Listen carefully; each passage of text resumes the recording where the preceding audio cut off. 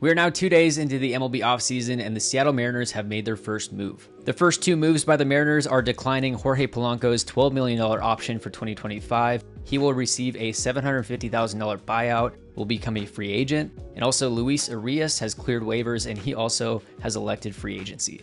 MLB teams have until the afternoon of Monday, November 4th to either accept or decline any contract options for the 2025 season. The two Mariners players with impactful options for the 2025 season are Mitch Haniger, who has a player option for $17.5 million, which he 100% will pick up, and also Jorge Polanco, who has a $12 million club option, which was just denied today. These two moves now drop the Mariners' 40-man roster down to 36 players, which will make room for a few guys that are currently on the 60-day injured list in Matt Brash, Jackson Kowar, Jimmy Garcia, and Sam Haggerty to be re-added to the 40-man roster. Out of those guys, Jimmy Garcia is the only player who is set to become a free agent after the 2024 season. Jorge Polanco, you could add him to the list of quality veteran players that have come to Seattle and severely underperformed their career norm. Last offseason, Jorge Polanco was acquired in a trade that sent back to the Twins Anthony DeSclafani and Justin Topa, along with Gabriel Gonzalez and Darren Brown. And Jorge Polanco up to that point was a quality major league hitter from both sides of the plate, give or take a .269 batting average on both sides of the plate, around a 115 to 120 OPS plus, which means that his bat overall was about 15 to 20% better than the average league hitter. This was a great addition at the time for the Seattle Mariners. The past few years, he has dealt with various injuries. In 2022, he played in just 104 games, 2023, 80 games, and then this last year, he dealt with a few injuries as well. He played in 118 games. This last season with the Seattle Mariners was Jorge Polanco's worst season at the plate and in the field in his entire career. He ended up finishing with just a .213 batting average, a .296 on base percentage, a .355 slug, which is a .651 OPS, which comes out to a 93 OPS plus. So his bat was about 7% below the league average in baseball. Via Fangraphs weighted runs created plus, he was at a 92, and weighted runs created plus via Fangraphs tends to be the favored metric, as that shows the overall value at the plate compared to just on base plus slugging. However, when you look at OPS plus compared to WRC plus, in most cases those numbers are very similar. Jorge Polanco in the field, out of second baseman with at least 750 innings played at second base, was 20th, last place in all of baseball. He had a -8 fielding run value via Baseball Savant.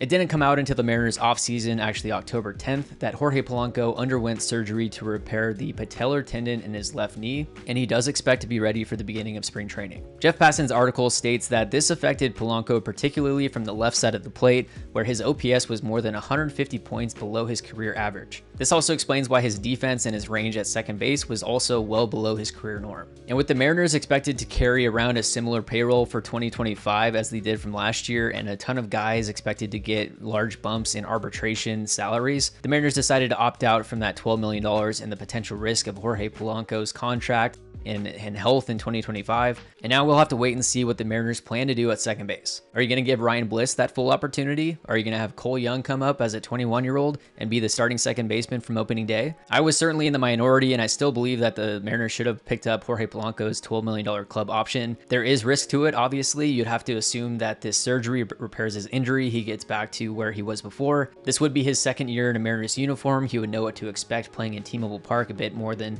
someone who's just coming in would know. You can quote me, and everyone's already saying this, that Jorge Polanco is going to be like a .275 hitter next year with another team, maybe a potential all-star, and then fans will be hating on the front office because they didn't pick up this option. Cole Young has only played up to AA baseball this last year, where in 124 games he batted .271 with a .369 on base percentage, a .390 slug, which is a .759 OPS. As a part of that, he hit 9 home runs, 57 RBIs with 23 stolen bases. Cole Young certainly is part of the future with the Mariners, and potentially second base is that opening that he needs to be able to get the jump to the big leagues. Colt Emerson is going to be a year or two behind him, potentially at shortstop.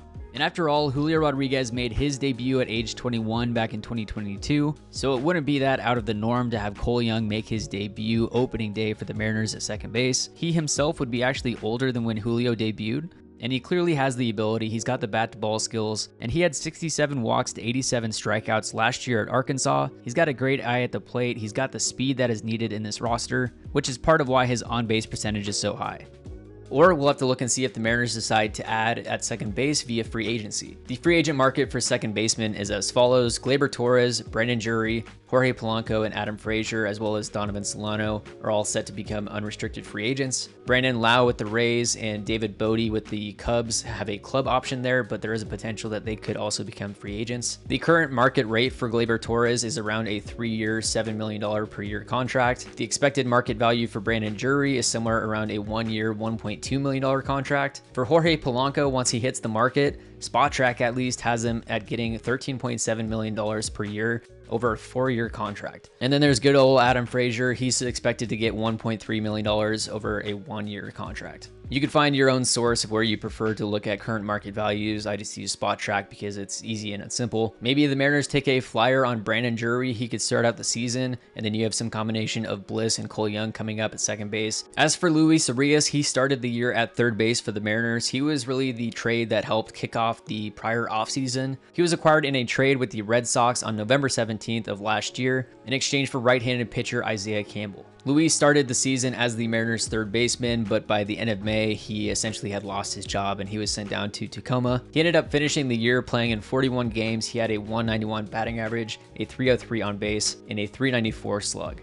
It'll be a very interesting offseason for the Mariners. November 22nd is the deadline for MLB teams to tender contracts to arbitration-eligible players. The two sides don't have to come to an agreement by that date. The MLB team just has to extend the offer. Again, there's a lot of guys that are going to be getting large raises this next year for arbitration. We know that the Mariners are not going to go after those top-name free agents. Juan Soto, Alex Bregman, those types of guys, don't even mention their names. We're going to have to look at the lower end of the free agent market and potentially into the minor league system to see where some of these guys are going to be coming from. Let me know your thoughts in the comments below on the news of Jorge Polanco's club option being declined, Luis Urias being waived, and let me know what you think the Mariners realistically will do this offseason. To stay up to date on all things Seattle Mariners this offseason, make sure to like and subscribe to the Couch GM. Again, share your thoughts below, and we'll see you next time.